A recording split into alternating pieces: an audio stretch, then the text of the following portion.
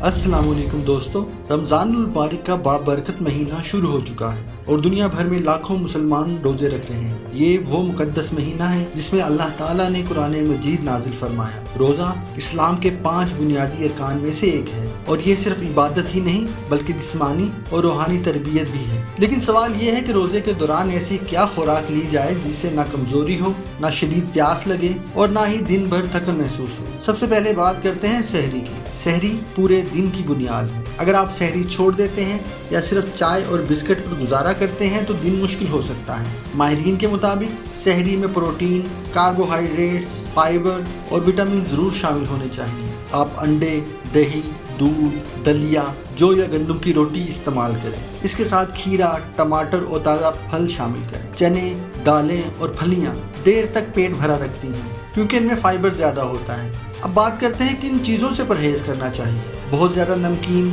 मसालादार और तली हुई अशिया सहरी में खाने से प्यास ज़्यादा लगती है। इसी तरह ज़्यादा चाय या कॉफ़ी पीने से जिस्म डिहाइड्रेट हो सकता है क्योंकि कैफीन पानी की कमी बढ़ाती है। इफ्तार से सहरी के दरमियान कम से कम 2 से 3 लीटर पानी पीना ज़रूरी है ताकि जिस्म में पानी की कमी ना हो। इफ्तार में भी एतदाल रखें। बहुत ज़्यादा तली हुई अशिया, कोल्ड ड्रिंक्स और मिठाइयाँ फौरी तवानाई तो देती हैं लेकिन बाद में सुस्ती और तेज़ाबियत का बाइस बन सकती हैं। याद रखें, रमज़ान सिर्फ पेट खाली रखने का नाम नहीं बल्कि मुतवाज़न ग़िज़ा, सब्र और सेहतमंद तर्ज़ ज़िंदगी अपनाने का महीना है। अगर आप समझदारी से खाएंगे तो पूरा महीना तवानाई और इबादत के जज्बे के साथ गुजारेंगे।